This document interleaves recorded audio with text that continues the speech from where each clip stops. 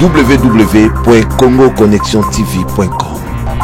Un site nouveau dans un nouveau monde. Contactez-nous au 438 877 4064. Facebook Congo Connexion TV. C'est au-dessus de notre tête parce que la police n'est qu'il y a français comment mesure il y a maîtriser la population, c'est que l'artiste est grand quoi.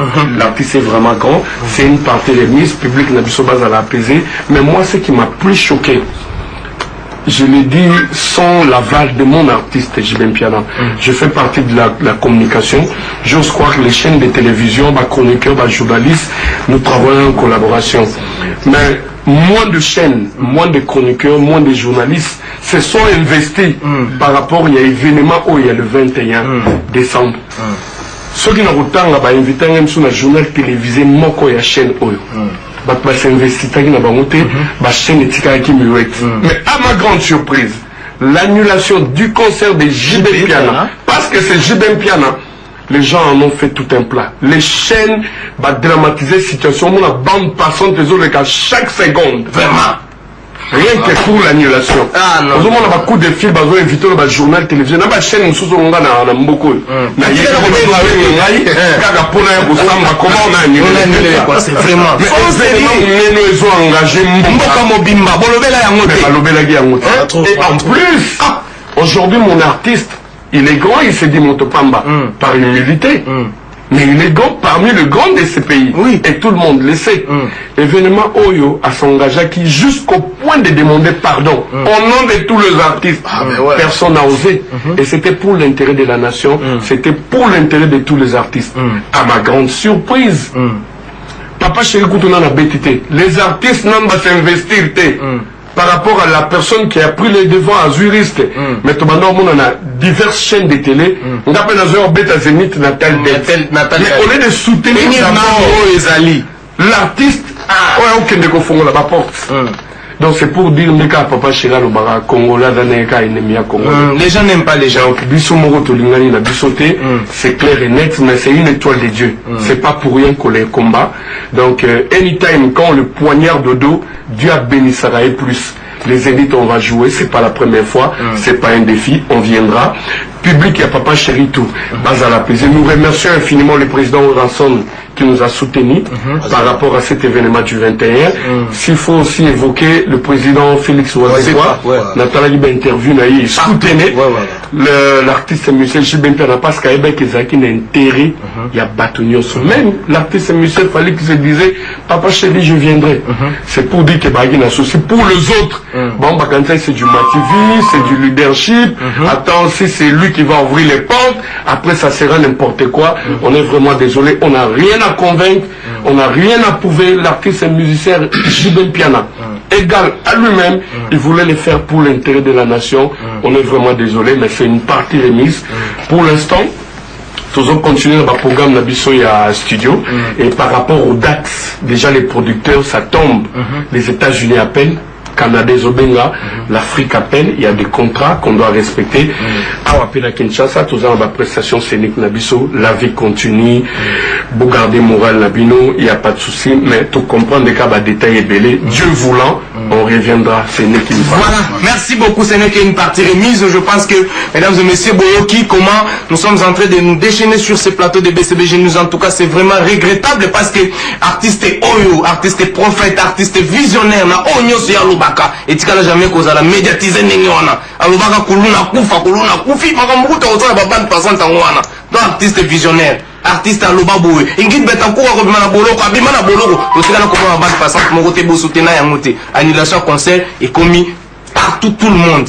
Vraiment, nous sommes désolés. Le chef du gouvernement, c'est Guy Maniata. Mais par rapport à Nento Naouti, comme on a tout à l'heure, vraiment, fanatique, surtout, qui n'ont sur Bazali, un peu déçu par rapport à l'événement, tout ça là, le 21 décembre. Un message, et surtout, on profiter peu parce que temps, ils ont sous-souté, on profiter peu sous pour la relaxa, moi, et pour la passeport au Yomimi, ceux qui ont aussi permission, bien sûr, et à relaxa, n'engé, permission déjà, n'a pas visa, un message, n'a pas tout le monde. Oyo bazotalo siko surtout bandeko na moni vraiment non kanda bazana rage makasi Ouais, merci William de BCBG. Donc Roger a Outoloba déjà, a FC Bango, Bazana Bango Motema Okita.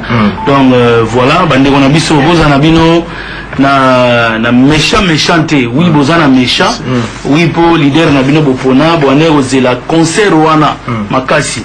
Mais Boebi Motopamba, ya Muta.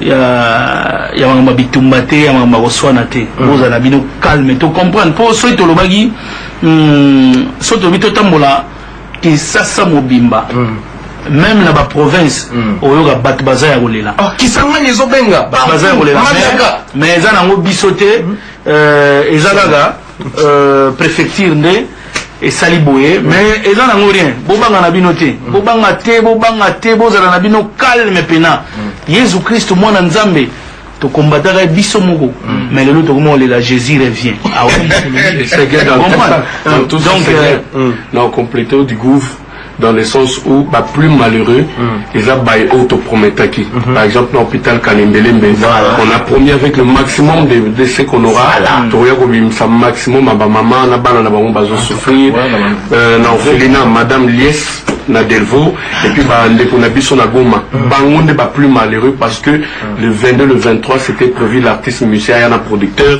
tora ko sala makambo mais c'est pas grave le manager international attaque concert wana ebetamite bomona grand cœur ya papa chéri bomona tolobi jour te mais bomona grand cœur bomona ke ba oyo tango su bazo boycotter musique tango su moko aokendo tigata to na pamba même aspirine comprendre ça na ngori donc pour na oleka vite fait comme ça na ngori donc pour na olaka moi vite fait que logo ezalagi donc moi de ben ngo François c'est mouilleke lui Victor na donc eza nango to na 40 le Victor chéri comprendre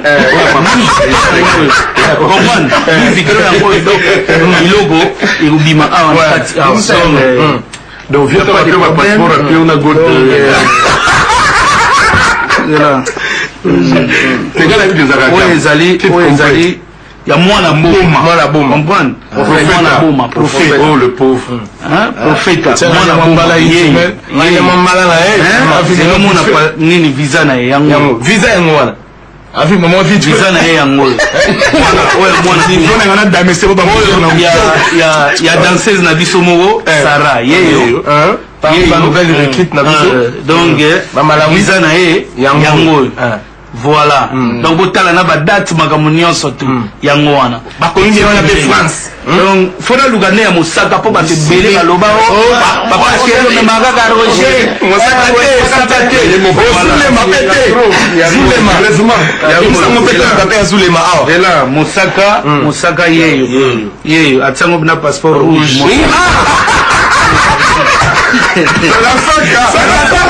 Mosaka yo sokola na palais donc visa ya babosali tokena na epe Afrique du Sud visa na ya Afrique du Sud donc siko ya Schengen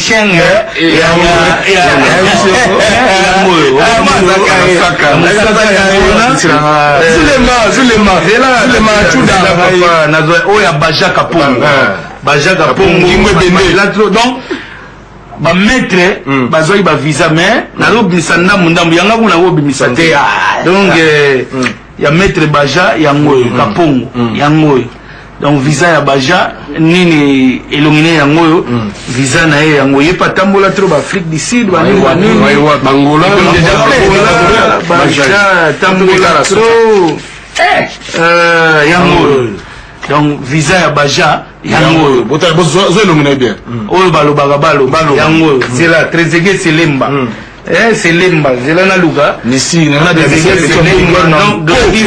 Gladys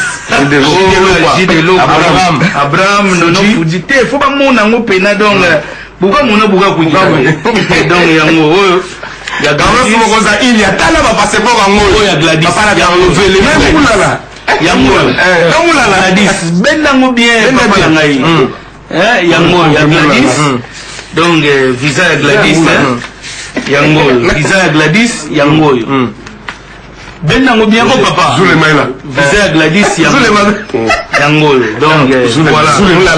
Yangol. Moulala. Oh ya Vieux Placide, t'allais à Moulala, ya vieux Placide. Oh ya Moulala. Visa ya Moulala yeyo. Akimagi mais azonga bazwe visa.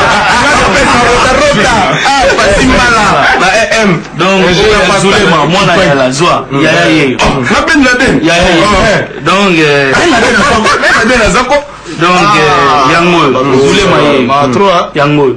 Yaya. Ah, Yaya. Ya Ben Laden. Visa ya Ben Laden. Donc comment on avait donc ezalaki blague kutu.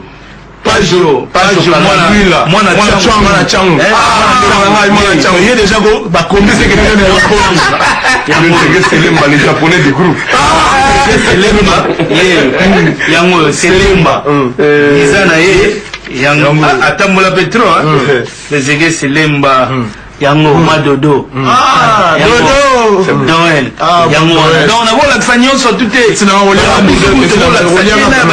Donc c'est Rolia encore. Il y a ma prof qui baisse, on a route Rola. Voilà, on a route bisolo. Rio de Janeiro va chez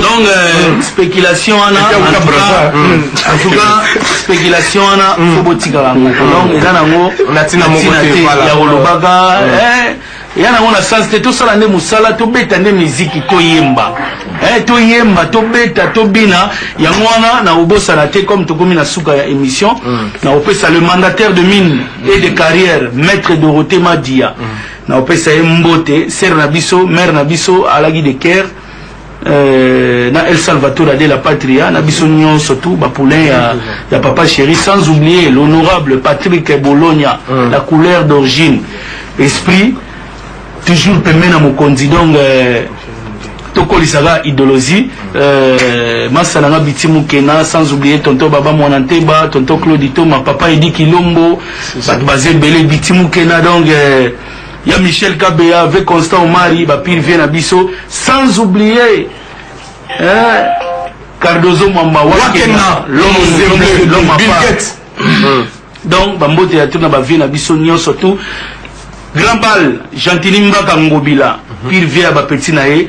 Donc en tout cas, to ebige boza très décis, mais les abisoté, les ali ba konziambo ka Francia. Donc ne bazui décision na ba programme et Olanda sima. Yangwana mikolo to tiki na bana kin nanzala. Ya musique to bima libanda, to beta libanda. To kende libanda donc bafana BCBG voilà toujours na bomoko voilà toujours soudé kana eza ya mingi penate bodoze za makambo nzambe papa chéri za mwana nzambe tolobaki yango aza mwana nzambe puis moko amibenga moto pamba bozala calme makambo ya danser kutu ya kosangana te. Voilà, merci. Nous sommes arrivés à la fin. Maladière, moi, Mambote, la bande de Goto Batalio, poteau bouclé, comme ça, tu peux s'appeler de l'eau, quoi. L'homme de, ainsi dit l'éternel. Merci infiniment au tout-puissant Albert Mabela, qui soutenait de près et de loin. Albert, Chéri Ben Adam avait déjà Vizanaï, il allait venir. Et de l'autre côté en France, je tiens à remercier infiniment Clash Douma, le garçon qui s'est débrouillé de sa propre façon. Il y a Jean-Maton Gabay dans la petite, dans la sombre de Jean Poussou, les soutenir frère Nangaï, la pinga de l'Enu Rich, il y a un dans le race à côté concert Papa Chéri, et puis à Yakin, donc le rôle est d'équipe, à Zouyanaï. De l'autre côté en Angola, je tiens à remercier infiniment Tony Iloka Bongo Abiola, que j'ai balisé dans balle de match. Merci encore une fois, mon boss Papa Chéri, et puis mon ami Ken Soramara Maramazan, donc qui est de Kera avec l'artiste musicien Jibem Piana. Merci, c'est une partie remise. Voilà. Merci beaucoup, Gidel Trabendo, l'homme de Ainsi dit l'éternel, un message et surtout, n'a pas fan tout, au bataille à travers le monde entier. Et puis, n'a pas dédicat parce que tout comme la souka. Ouais, bah, fan déjà, le monde est l'équipe à TV. Donc, on a un message, merci à BCBG tout. Courage, Boébi, Papa Chéri, et pour la rater. Donc, vous avez déjà vos CP là. Donc, signe déjà la vous avez visé, au monde va viser Bimi. Donc, vous avez courage. Place, vous allez beaucoup malaise. Ici, on tourne. Donc, on appelle ce mot Yves Kunku, Lando Batibuka, Vipacho Aladji, sans oublier les professeurs Njoli. Vraiment, Ninga Olobezate, Abdul Piana, Maître Bonteré, vraiment Bambota trop, Maître Baja, vraiment Bamisien tout avec CBG, les gars dans le bidon donc courage Bomoko Bosangani Boyokani. Donc tout porte à l'eau on a partout au Tambour. Boyokani Bosangani Bomoko. C'est très important. Voilà, mais Gidel Obosani de Dimukamba. Merci beaucoup, nous sommes arrivés à la fin. Quant à moi, je remercie Micheline Moudia Linentelo. Et puis, je remercie aussi Kyle Express, Justin Kalamba, le leader d'Allemand de Fred. Sans oublier Freddy Maloba. Voilà. Adota Labisso, en direct de Paris. Et puis, je salue aussi le master of the all time, Ndongo Abega et Dieudonné Kabeya.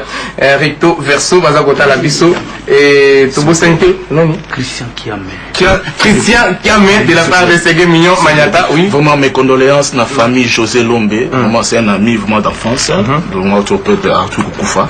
Donc, je crois qu'il y a le Malobi, vraiment la PSI, famille Lombe, vraiment mes condoléances partout. Freddy Lombe, Fiston Lombe, donc Empereur, donc, tous à la Zalawana. Voilà, merci, bon anniversaire à Nana Marine Zouzi Lumengo, qui fête son anniversaire déjà. Et puis, sans oublier sa mère Zouzi Hélène, et de la part de Abou François Zouzi Mouyeke, Yaba Mouyeke. Et puis, nous saluons aussi Naomi Maïmona, Giseliane Maïmona, Jasper Kabeya, de la part de Maïmona Papi. Donc, c'est l'équipe technique qui m'a toujours tenu compagnie pour la réussite de cette émission BCBG News. Je vois aussi, comme ça, oui, au besoin de Banakin Bazomona, bande passante et Zoleka. Na sewana ya na ebite so na kotanga chaîne mère na ebite so na kotanga donc papa chéri azawana dimanche invité na karibu variété bogoyoka ye bogoyoka El Salvatore de la patrie ndenge aoloba leader.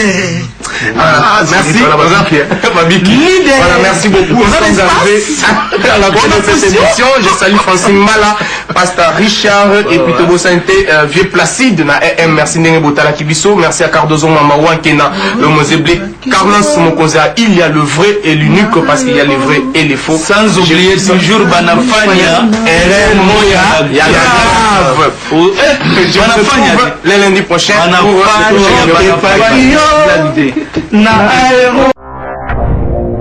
www.congoconnexiontv.com. Un site nouveau dans un nouveau monde.